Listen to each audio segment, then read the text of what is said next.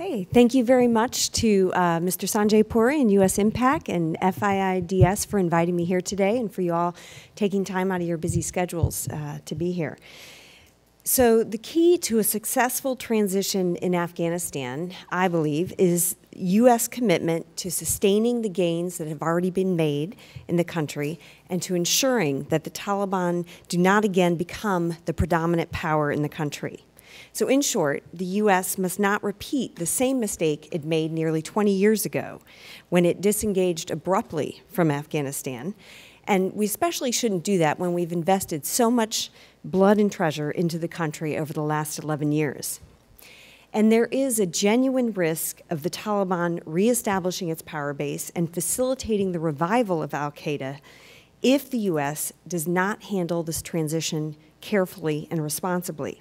And that is why, even though U.S. officials are extremely frustrated with Karzai, we should not allow this frustration to cause a troop drawdown to turn into a rush for the exits that would certainly lead to chaos in the country and, of course, jeopardize U.S. national security interests, making us more vulnerable to terrorist threats. So as Michael mentioned, there's been a great deal of discussion about the number of troops that will be left in Afghanistan post-2014. And it's my opinion, and I think of many observers, including Michael, that he just spelled out, that there should be a fairly robust presence left in the country. And we have heard from the former CENTCOM commander, General James Mattis, who made clear in remarks to Congress just a couple of months ago that he would like to see about 13,500 U.S. troops remain, and about half that amount, or 6,500 NATO troops from the other countries, remain, leaving about 20,000 international troops in Afghanistan post-2014 for training, advising, and counterterrorism missions. And I believe if the U.S. still has some 30,000 troops in Korea, nearly 60 years after the Korean War, surely we can find the resources and wherewithal to leave a substantial troop presence in Afghanistan, the country where the 9/11 attacks originated. So unfortunately, as Michael mentioned, we had this mention of the zero troop option being on the table. And I also believe this is not a good, if this was a negotiating tactic, I don't think it is an effective one. And that's because the Afghans already believe that we're going to cut and run. So by putting this option out there, we just sort of play into their worst fears and we fuel this hedging behavior that has become so unhelpful to establishing a strong partnership. And, you know, the zero option is the Taliban dream option. An abrupt pull-down in forces, of course, would allow the Taliban to more quickly regain influence, and obviously it would cripple our ability to be able to conduct counterterrorism missions after 2014, which will still be necessary. So this zero-troop option came up because of the frustration over the opening of the Taliban office in Doha a few weeks ago. And I think the U.S. administration blundered this situation. It looked as if they had sent a delegation, rushed a delegation to Doha to meet with the Taliban separately without the presence of the Afghan government.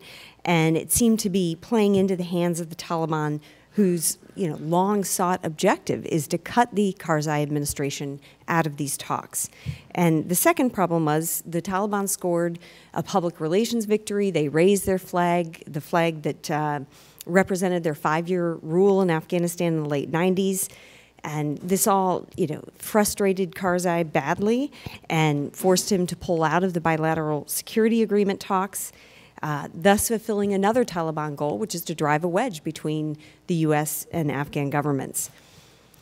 So I think Karzai's frustration with the U.S.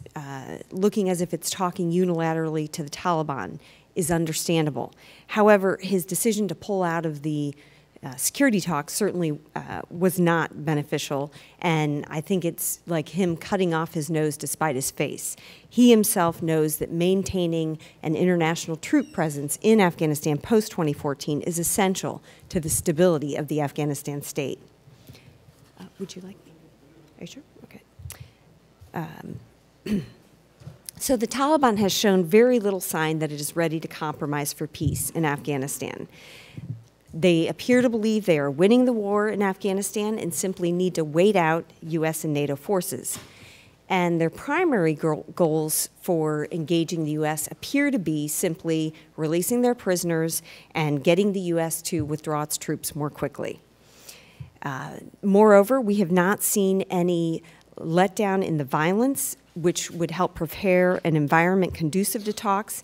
And in fact, in recent weeks, we've seen the Taliban increase their attacks. Last month, for instance, insurgents conducted a suicide attack near the international airport, and 2 weeks later, they attacked the Afghan presidential palace.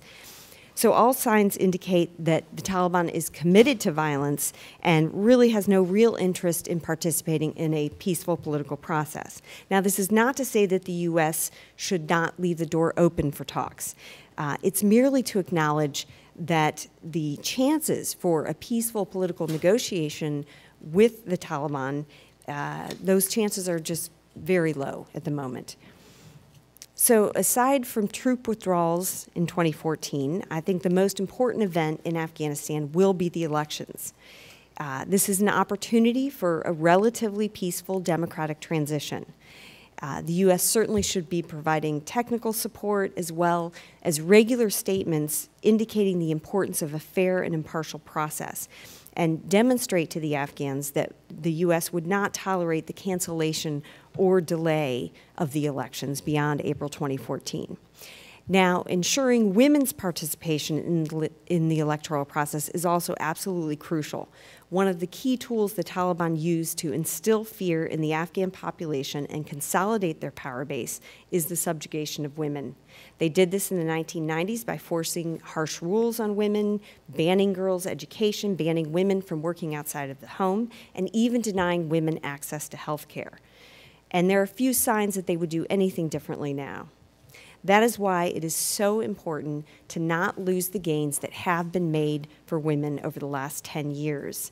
Now, it was heartening to see USAID's announcement last week of a $200 million assistance program over 5 years that will fund scholarships for women, invest in women-owned businesses, and promote the inclusion of women in civil service and elective office.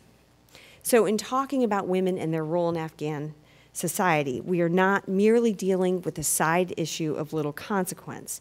The fate of women in Afghanistan, aside from being a human rights issue, will reflect the broader trends in the country and indeed the nature of the Afghan state, whether it will be a country that is stable and controls terrorists or whether it will be a safe haven for terrorists.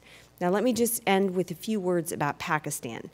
I think the U.S. needs to determine whether Pakistan is willing to help stabilize Afghanistan or whether it will persist in playing a spoiler role.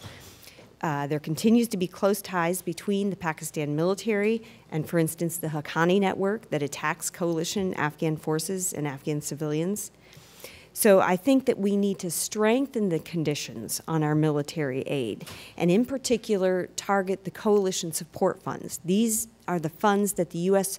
Reimburses the PAC military for having some 150,000 troops stationed along the border. But my point is, if those troops are not focusing on cracking down the most dangerous terrorist network in the region, then there's little point to having them there. So we've already provided about $10 billion in coalition support funds over the last decade to Pakistan, and it's time that we start conditioning those funds on Pakistan cracking down on the Haqqani network. And in fact, these provisions are contained in the fiscal year 2014 National Defense Authorization Act legislation. They're contained in the version that passed the House in early June, so the hope is that this language will stay in the bill. So just to recap, as difficult as the job may be, it is essential that the U.S. remained engaged in Afghanistan militarily, diplomatically, financially. It would be short-sighted to ignore the perilous consequences of the U.S. turning its back on this pivotal country. And I think that with perseverance and commitment to some of the goals that I have laid out, it is possible to achieve a measure of stability in Afghanistan that will help protect core U.S. national security interests. Thank you very much for your attention.